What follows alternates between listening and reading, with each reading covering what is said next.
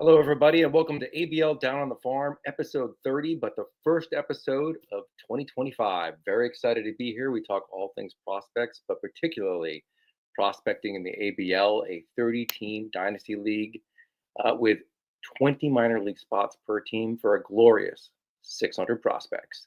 So we have a lot to talk about, and tonight's episode is exclusively focused on the top 15 of the first-year players draft. This year, I do not have a draft pick in the top round.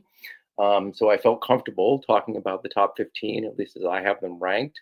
Although there is one concealed name in the top 15 because I think he may fall to me in the second round. So I will not be revealing that. However, I think there's a lot to talk about nonetheless. A couple of housekeeping notes. First, Roki is not on this list because he is not part of the ABL's minor league draft. He was part of the auction, which is still ongoing. As I think most of us know, there are players who are not just first-year players, but anybody in the minor leagues is eligible to be drafted.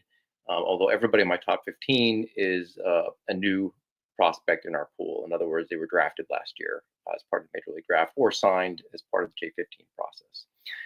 So with those caveats, I'll get right to it and start the discussion about this year's player pool. And I think first and foremost, this may be one of the most unexciting classes we've had in a long time, at least in my opinion. So I have here on the slide, our high floor is anything to get excited about. This is a draft that I am definitely trying to move down in a lot of my other leagues, trying to trade back. I felt no compunction about getting out of the first round in the ABL for the most part, because I think the prospects, while many of them have solid floors and low ceiling risks, they just probably are not worth the squeeze of a first round draft pick, or at least a high first round draft pick.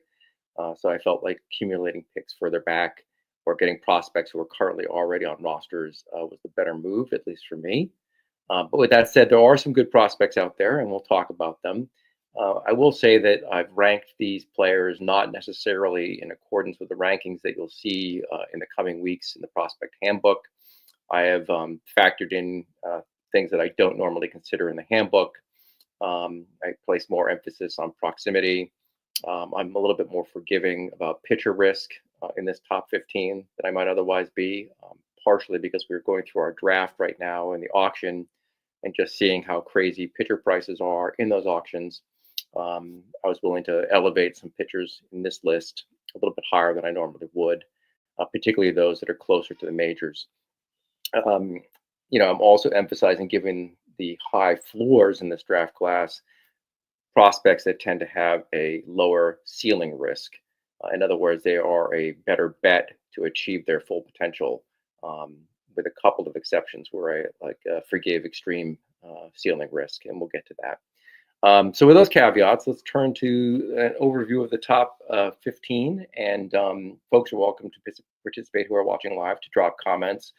Happy to respond if you agree, disagree, or whatever. But here is the top 15. So we've got Travis, number one, who I think is by most publications the consensus number one draft pick, for those who were excluding Roki, as I said.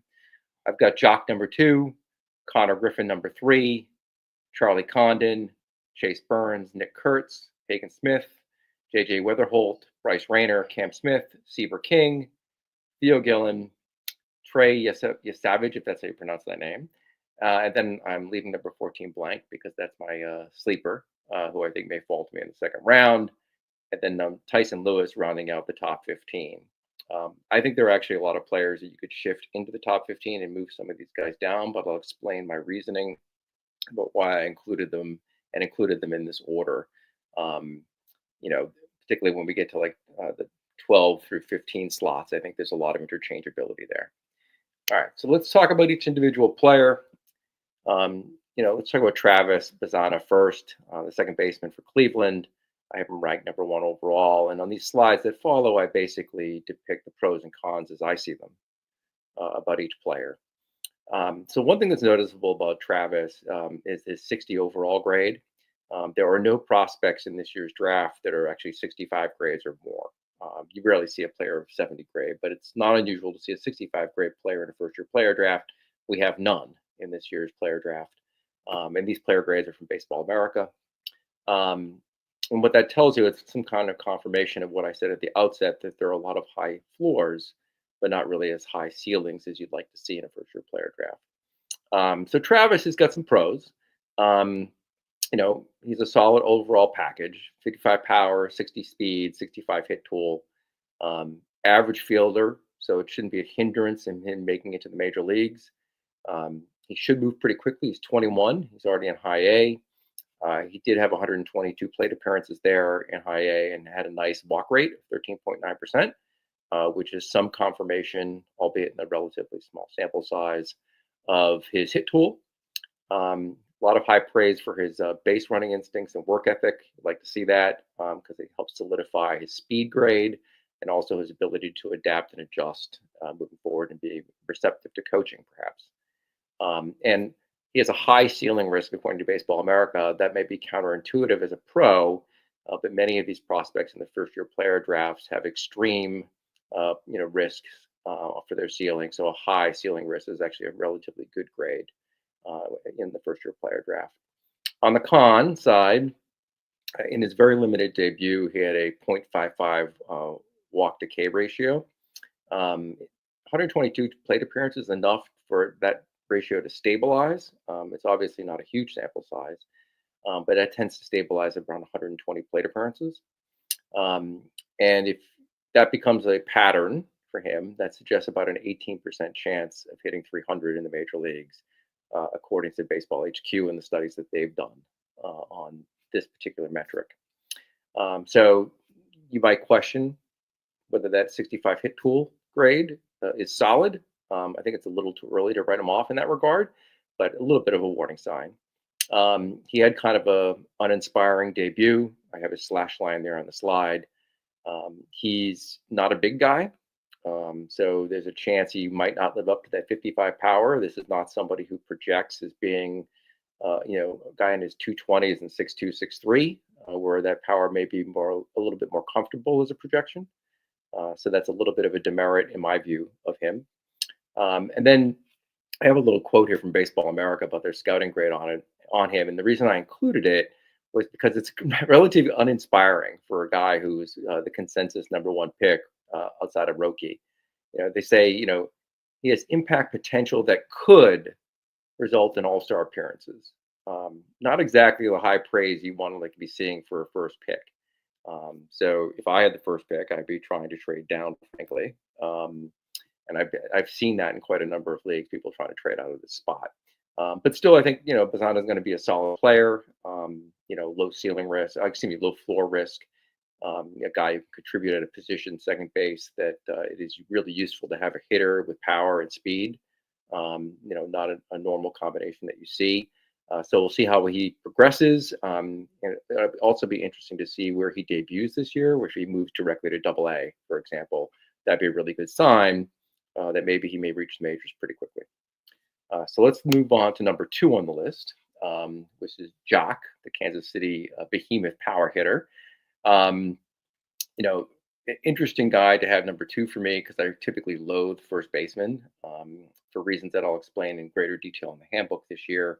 I'm introducing position weights, and first baseman is one of the positions that I weight the least. I give actually a negative score to first baseman. And the reason is that they have a really hard time making the major leagues because there's a lot of competition to play first base because all the other more talented players physically at other positions who crap out at their positions are often moved progressively towards a position like first base. So there's actually quite a bit of a logjam at this position. Having said that, this guy has difference-making power. A lot of comps to somebody like Pete Alonso, 70 power grade, a solid hit tool, a big guy, 6'5", 250. It kind of bolsters the idea that the power is going to actually be there in games.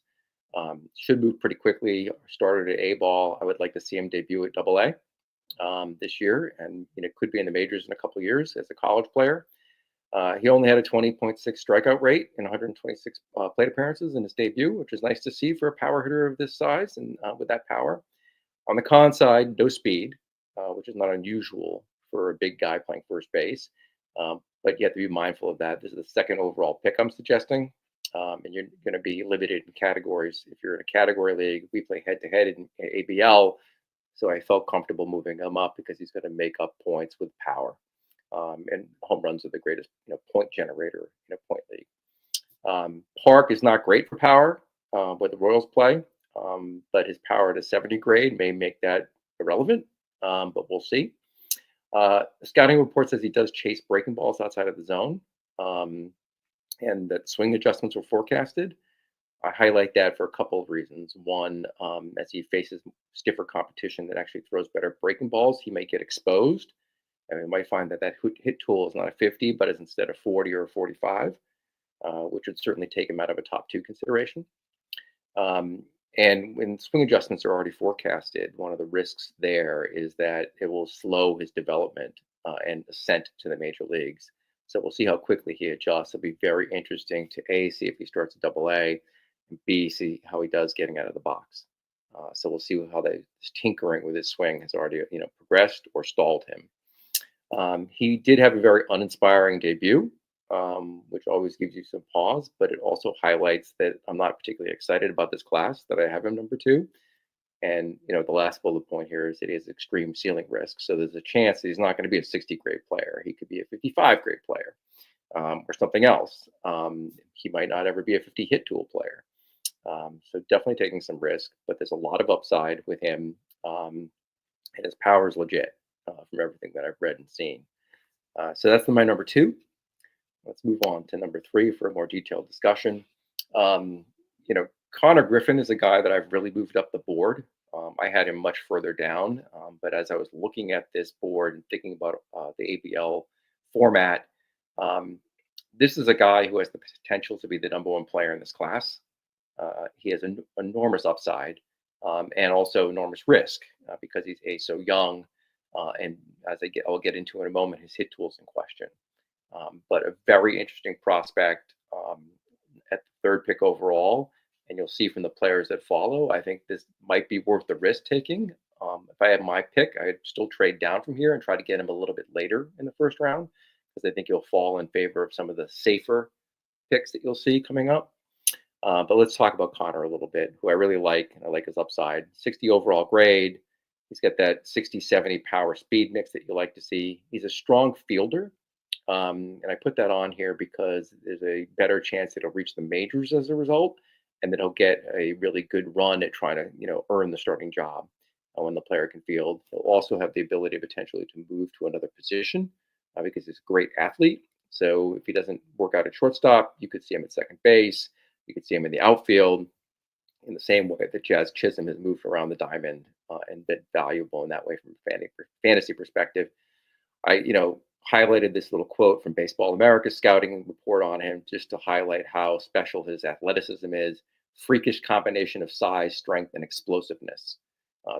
That, in contrast to Bazana, is what you want to read when you're talking about having a high draft pick in the 1st round. He's 18 years old, a lot of room for growth, 6'4", 210.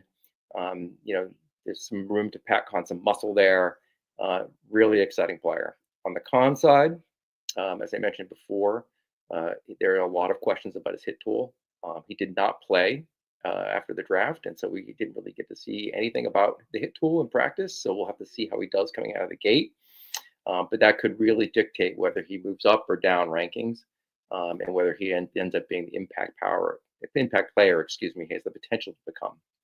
I note here that the Pirates have struggled in recent years in developing hitters. Which alarms me a little bit with Connor, because if they're going to tinker with his swing or work on his hit tool, are they really going to be successful? And I'm thinking about players like Henry Davis and Eddie Rodriguez, and the list goes on and on with their hitting development. And even Neil Cruz has come along finally, and he's starting to become the player that we'd hoped to become. But this is a bit of a project with Connor. And I already mentioned he did not play, coming out of the draft, so we really haven't gotten to see anything about him. So that's Connor Griffin. Again, player I really like a lot, but risky at number 3. Again, I would trade down if I could, try to get him a little bit later in the draft. Number four, Charlie Condon, who is a polarizing player in this year's draft. And I'll talk a little bit about why in a minute, but I have him number four all around overall, excuse me, third baseman for Colorado. On the pro side, 60 grade overall player, high ceiling risk. Again, that's a good thing, high ceiling risk at this level. 55 hits, 70 power grade in cores. All right, so huge park factor, big time power. And the 55 hit tool grade from a scouting perspective is very attractive. We'll talk about some concerns I have about that in a hot minute, which I don't think will be a surprise to anybody. 21-year-old and high A ball, excuse me, which is where you want to see a player like this at least debut. Hopefully he starts in double A, but he's on track for where he should be given, his draft class. On the con side, he's a very tall player with long levers. He's a poor runner with a 40 grade on speed and a poor fielder, which means he's probably not going to be a third baseman long term. Maybe end up in the outfield. Always a possibility of first base.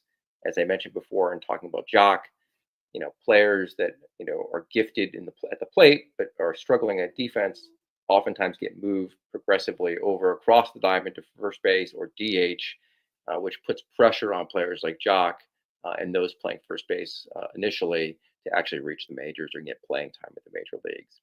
I think, as most of us know, Charlie had a terrifying debut at high A ball, uh, albeit in only 109 plate appearances. He slashed 180, 248, and 270 with a 32.2% strikeout rate, which is astonishingly bad. And this is a player, where you really have to look at the real world stats and then compare them to the scouting grade, which is much more optimistic, and ask yourself, where are you going to put your eggs and are you going to put them in which basket? So there are a lot of a lot of owners, excuse me, punting on a guy like Charlie Condon. Perhaps a really good buy low opportunity, but four is, overall is not buying him low. So again, another player that maybe slips in the draft, and maybe you can get him in the late first round, or 6 to 7 to 8, somewhere in there. But we'll see where he goes in the ABL. Huge power upside. Again, course field. There's a lot to like on him, and players may be kind of over indexing on 109 plate appearances at high A ball. But we'll see. Let's go to the next player, which I have is Chase Burns. When I typically loathe putting a starting pitcher this high in the draft, but I'm also cognizant of a couple things that I've been seeing in the ABL, which, one is that pitchers are going for insane prices in auction. We had players like Lucas Giolito go for $19, and he's been, injured basically most of the last couple of years and ineffective. We had players like Michael Wacha going for $22, which is, kind of not, in line with his actual performance, kind of an outlier in most leagues. I don't mean to pick on the individual owners who selected those guys. I think there are a lot of crazy prices in the auction. So when you have an opportunity to take a huge upside pitcher who might reach the majors as soon as this year, I listed that on the pros. There's a notion that he may be a late season call up. That's how polished and advanced he is. You have to take him seriously. I think he is a top 10 pick. I have him number 5 because it's huge upside, but I certainly understand people who want nothing to do with a pitcher in the first round and would certainly move him down. But I think there's a real buying opportunity as you get to the bottom of the top 10. If Chase Burns slips, you could have huge upside. So let's talk about Chase a little bit. 60 overall grade, high ceiling risk at 21 years old, 70 fastball, 70 slider, 55 curve, and 50 change. Just want to pause on that for a minute. He's got 2 double plus pitches. He's got a third pitch that's above average. And then a fourth pitch. He's already got 4 pitches, but that's average. 50 control, which is what you at least want to see from a top 10 pitcher. 6'3", 210, has never missed a turn in the rotation during his college years. Obviously, any pitcher can run out of that luck.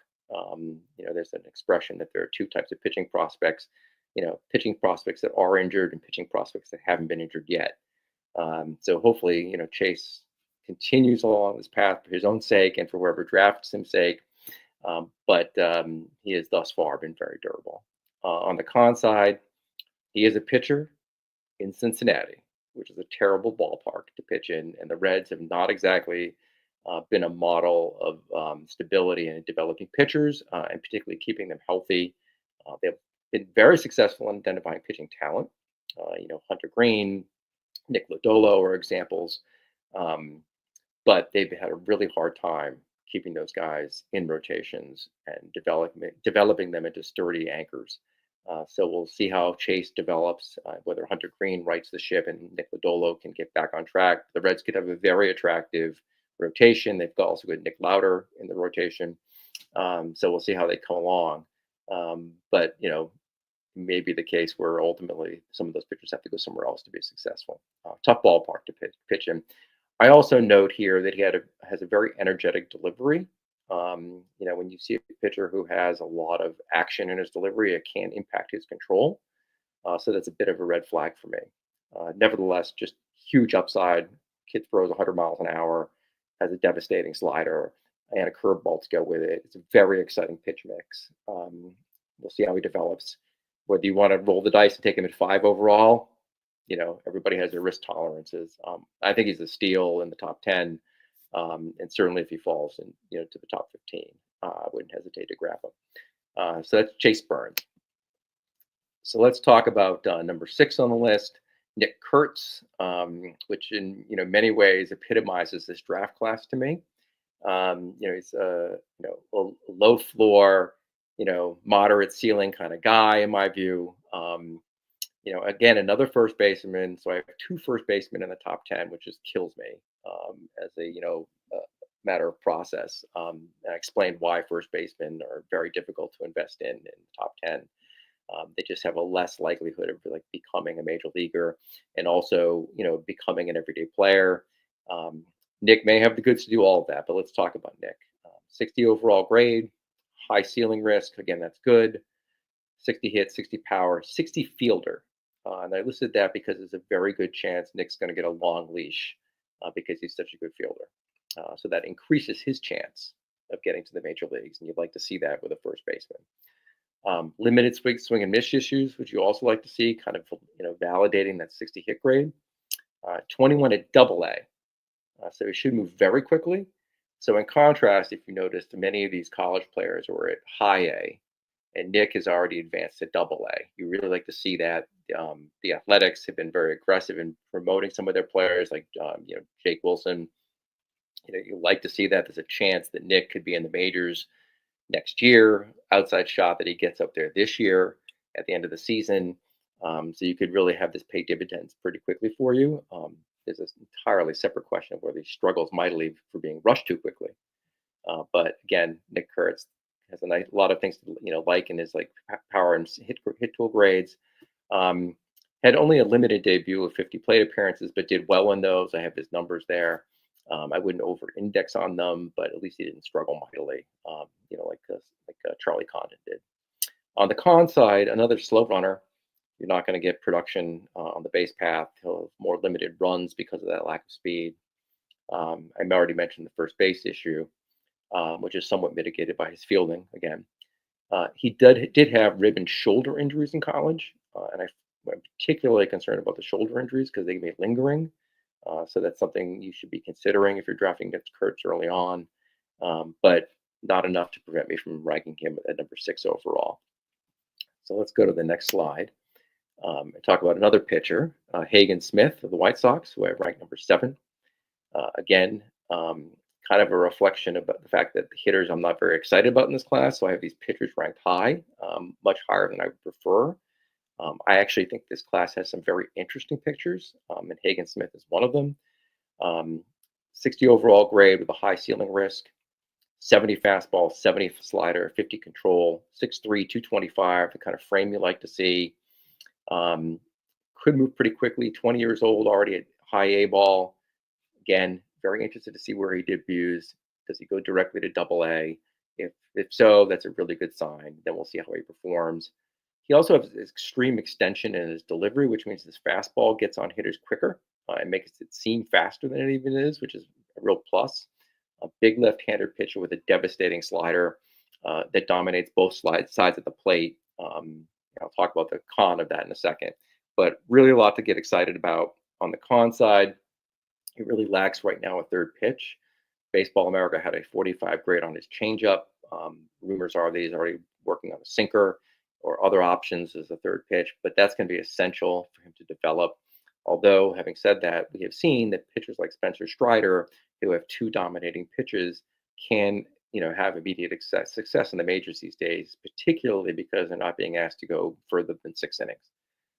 So, not as big of a knock as it used to be on a prospect like this, but long-term success-wise, you'd like to see that third pitch. Certainly, if you're going to spend a seventh overall pick on him, he is very slider dependent, which presents some injury risks, as I think we've talked about in various chats over the last couple of years, and we've seen play out in Major League Baseball.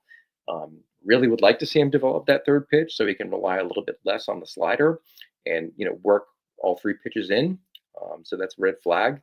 I note here he did have Tommy John surgery when he was in high school, which may be related to that slider dependence. But again, there's a risk with all pitchers, but he probably carries a little bit of heightened risk because of his pitch reliance. Anyway, that's Hagen Smith, number 7 overall. Let's go to number 8, which is the Cardinals prospect, J.J. Weatherholt. Really interesting prospect at number 8. I really like the value here. I think it's a pretty safe, pick at number 8. We'll see where he goes in the ABL draft. A lot of Cardinals fans, he might go higher. People are of different views on JJ. Some have him ranked number 2 overall. I've dropped him down. I think you'll see in the handbook, he's not going to be like one of these guys at the tippy top of that list. But I do like him a lot. 60 overall grade with a high ceiling risk. So again, good floor. Ceiling is not like scary in terms of the risk. 65 hit, 55 power, 55 speed. You'd like to see that well-balanced grade across the board. Strong debut in 126 plate appearances. I have a slash line there. What really stood out to me was that walk to strikeout percentage ratio. Really like to see 11.9% K rate and a 12.7 walk rate is very nice. I put down here that he had a 1.07 ball to K ratio, which is essentially near elite. And according to Baseball HQ, that it correlates to about a 51% chance of being a 300 hitter. Again, very small sample size, but still enough at 126 plate appearances to take that ratio somewhat seriously. I said it normally starts to stabilize at about 120 plate appearances. So something to keep in mind. Again, makes me feel a little bit stronger about taking him in the top 10.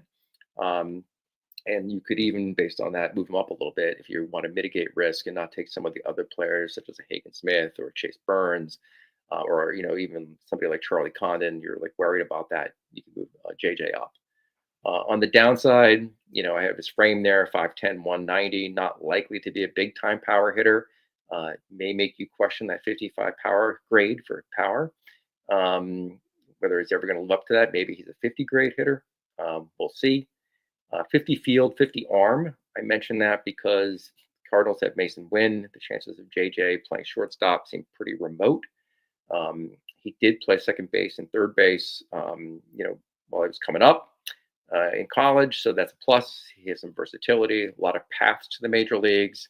And in fantasy, that versatility can have a lot of value. So maybe he can play all 3 positions, fill in for Mason when Mason's having a day off, earn shortstop duties, go to second base, play third base. You have a 3-position player with his hit tool and his power. That's a lot of value. 21 at A ball. I mentioned that because, as I mentioned before, some of these 21-year-olds have been at high A and some of them have been at double A. So the fact that the Cardinals chose to debut him only at A ball is a little bit of a red flag. But it also, perhaps more importantly, tells you to temper some of the excitement about his debut numbers, because we really would have liked to see him debut at high A and move to double A now. So we'll see where the Cardinals start him off this year. And if they move him to high A, how long do they keep him there before they elevate him to double A? Again, these college players, they tend to have a safer floor. But if you don't see them accelerate and advance quickly, the high school players end up catching up with them and surpassing them because they have typically greater upside. And the reason they bypass college to go to the major leagues is because they get a high draft slot bonus. So we'll see how JJ advances and matures. But again, a very interesting prospect the Cardinals have drafted and could form a very interesting keystone combination for the Cardinals in the infield going forward. Um, Wanted to pause here for a second before moving on to the next player on the list and just compare Bazana and Weatherholt to illustrate kind of the flatness of the talent in the top 10. So just to recap, Bazana does his grades across the board: hit, power, speed, overall, and risk. And if you look at Weatherholt, it's pretty similar. Basically the big difference is that Bazana is a little faster. um, and the difference between taking Bazana at number one and Weatherholt at number eight, kind of highlights that you might not be losing much by trading down in the first round. Now, I did, note that Bazana has started off poorly in high A versus Weatherhold's strong start at A ball, and how to measure that or think about those, debut slots. One plays second base, whereas the other one has potentially three bases. Excuse me, three positions. So those are factors to think about as you're contemplating, in my view, trading down, or whether you want to take a guy like Weatherholt. He could end up being even just as safe a pick as Bazana. So you're getting potentially like first round value at number 8 in this draft, depending on how you look at it. So just wanted to pause there and highlight that. Moving on to number 9 on the list, Bryce Rayner, the shortstop for Detroit, who I like a lot. There's plenty to get excited about this kid. 60 overall grade, 50 hit tool, 60 power, really good fielder, 55 field grade, 70 arm. Again, I mentioned that because it elevates the chances that he's going to get a long leash and get to play. It also illustrates that he has the capacity, because he's such a great athlete, to move around the diamond.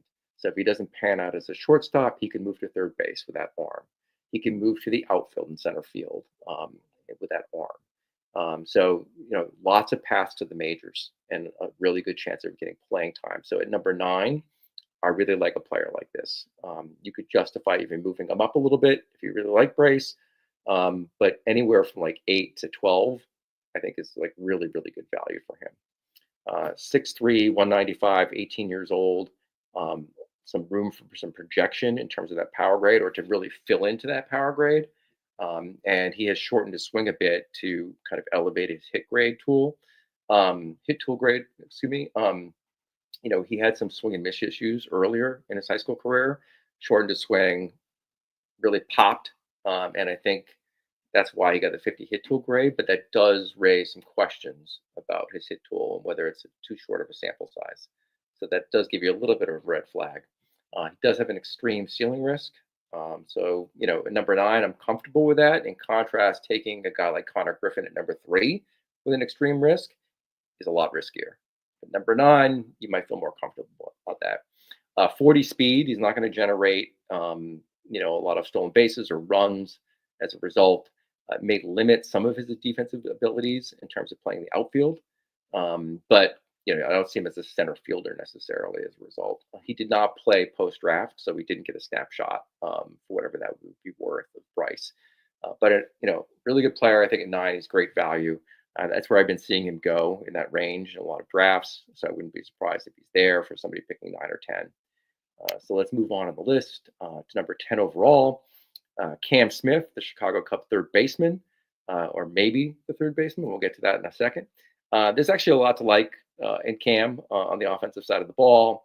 55 overall grade. I would just note that this is the first player under 60 that we've seen, or at least I think it's the first one. Or was Bryce the first? Yeah. So Cam is the first one. High ceiling risk. So a 55 grade, just to remind people, that's above average. With potential occasional all-star appearances, but it's not like the 60 or 65. So at number 10, would you prefer to get a 60 there? You would, but 55 is not terrible. Again, high ceiling risk is a really good chance he's going to reach that ceiling. 55 hit tool, 60 power, 50 run, really nice blend of power and hit ability. Average runner. Strong OBP skills, which is particularly relevant in a league like the ABL. Because we're a points league, so his walks are going to matter more than for, say, in a typical 5x5 league. 21 at Double A. So let's just pause there. Like most of these players that we've seen at 21 years old, have debuted at high A ball, and the Cubs dropped him right into Double A, which is a really good sign. And he not only ended up there, they didn't drop him right in. They went through 3 levels. Excuse me. Ended up in a high Double A ball. That's his slash line across 3 levels last year. With a 609 slugging percentage. Um, Really good hitter, really interesting prospect, very exciting. 6'3", 224. Got the frame to like really validate that power score. Um, really like him. The big demerit on him is he can't play defense. The 40 grade is horrible. 50 is average. 45 is just below average. 40 is starting to get pretty fringy. I mention that because when you're drafting a guy like Cam Smith, you're not really drafting a third baseman. Chances are he's going to move across the diamond to first base, maybe. Again, illustrating the point I made about first baseman earlier in the conversation, but also a big DH risk here. Now, happily, they play DH in both leagues now, so there is a path to the majors, but there's also a lot of competition to play DH in the major leagues. When stars have the day off, they sometimes get to play DH that day, so there are more limited at bats. A guy like Cam Smith is going to have to be really exceptional to earn an everyday playing spot at DH. So we'll see how he progresses. Can he become an adequate fielder? A 40 grade makes that really iffy, in my opinion. So just something to consider and think about as you're, drafting at number 10, and maybe you want to hedge your risks and take somebody else at that position. But great offensive bat. So let's talk about number 11, Seaver King. This is a player actually really I'm excited about, and I've landed him in a couple drafts. 55 overall grade, high ceiling risk again. This just illustrates again and again and again in this draft, high floors, not as exciting ceilings, but a really good chance to achieve their potential. 50 hit tool, 55 power, 70 speed grades. A lot of defensive flexibility, which again, much like JJ Weatherhold, opens the door to a lot of different paths to the major leagues, and a lot of versatility on our fantasy roster, which you like to see. He has high marks for being able to manipulate the barrel and having quick hands, make adjustments in the strike zone, and has a lot of exit velocity. He was in the 90th percentile in college. Very limited debut, 90 plate appearances, but did well. And perhaps most notably had 10 steals in 20 games. Kind of give you some validation of the 70 steals. Washington is also a club that is very aggressive on the base paths right now. So this is a guy who might have a lot of value in that regard. We'll see how quickly he goes to the major leagues. 21 at A ball. Again, not where I would have liked to have seen him debut. We would have liked to have seen him at some place like, high A, ending up in Double A. They like JJ Weatherhold, put Seaver King in A ball. We'll see where he debuts. Really would like to see him at high A or Double A very soon thereafter. I also put a little note that I read about his body frame, 6 feet, 195. Not a great frame, but they also listed him as boxy. And the reason I mentioned that is, there's a risk that his speed will be diminished if he's not able to keep on lean muscle. If he gets stocky, it may reduce his speed and thereby inhibit some of his value, going forward, because his calling card is the speed. If he becomes, instead of a 70 grade player, a 65 or 60 grade player, that's kind of a different conversation that we're having, because his other tools are okay, but they're not great. But again, player I'm really excited about. I think at 11, anywhere between 11 and 15, there's value there in a Seaver King. And Washington has been known to promote people quickly, so we'll see where they put him this year. Number 12, Theo Gillen of the Tampa Bay Rays. Center fielder. A lot to like about this kid, particularly at this spot in the draft, 12, in my view. 55 overall grade, 55, 55, 60. So that's hit tool, power, and speed. Really nice combination. 18 years old, already at A ball, which you like to see. So in contrast to these 21-year-olds starting at A ball, when you see an 18-year-old go right to A ball, that's a sign that an organization feels confident about a player. And the Rays are very well known for developing prospects. People can complain about what they do with prospects when they get to the major leagues, but really good at identifying players, progressing them. They were confident enough in him to start him at A ball. Really like to see that. 6'2", 195, some room to pack on some muscle. particularly given his age, and validate or grow that 55 hit power grade. Uh, Really excited about Theo. I saw that Tom, the owner of the White Sox, drafted him in a league that the two of us are in. So I assume Tom feels similarly about Theo, and drafted him right around this slot in that draft. Extreme ceiling risk, so a little bit riskier of a prospect, obtaining that 55 overall grade. And his weak arm does limit some of his defensive options. Might not stick in center field as a result, but we'll see. He probably can get by given his speed grade in that position, and is considered a good fielder. A nice all-around ball player, Theo Gillen. Next up on number 13, which for me is like the most difficult guy to have in this top 15 list, which is Trey Yesavage. Another pitcher, in my top 15. And this is really an ABL special for me. Trey is kind of a well-balanced, prototypical starting pitcher. 55 grade overall, high ceiling risk, 6'4", 225, exactly the kind of frame you want to see in a pitcher. And you look at his grades across the board, it's 55, above average across the board. He's got, multiple pitches and excellent control for, a college pitcher. Should move pretty fast as a result of those things up into the major leagues. Be very interested to see where they debut him. He did not pitch following the draft. Would love to see him at AA ball right away, which would fast track him potentially to AAA and then the major leagues. Baseball America said he's a mid-rotation upside, but most likely a high-end number 4. So I think in other leagues, I would not have him ranked this highly. In fact, I know I wouldn't. But given the starvation for pitching, and particularly, young, effective pitching in the ABL, the chance to get a guy who could reach the majors pretty quickly and for, a couple bucks is very attractive. So a team that's picking 13, you might consider investing in someone like this or trying to trade down a little bit and then draft a guy like Trey Savage. Maybe you can get him in the low 20s. Excuse me, not the low 20s, the low teens. I've seen him fall even further in drafts. So those in the drafting in the second round, if he's still floating around, I think he's a lot of value.